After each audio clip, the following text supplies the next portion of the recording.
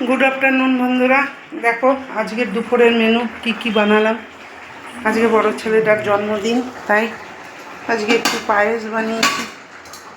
এই দেখো ডেলিকার মতন দুপুরে সাদা ভাত, আর এই যে 3 টাইপের ভাজা ভেজে দিয়েছি। তো 5 টাইপের হয়ে উঠলো না, লেট হয়ে গিয়েছে। একলা হাতে সব আনা নেওয়া, কুটা বাচা করা, তাই জন্য 3টে ভাজা করেছি। শাক ভাজা, বেগুন ভাজা আর আলু ভাজা। আর করেছি অরড়ের ডাল।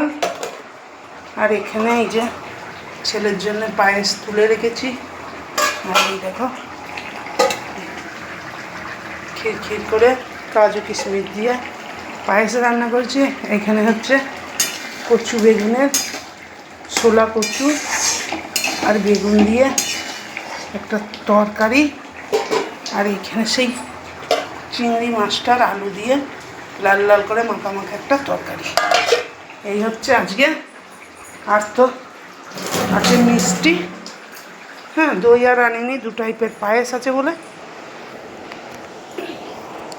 আবার দুপুরে খাওয়ার সময় তোমাদের সাথে আসবো। ভাই।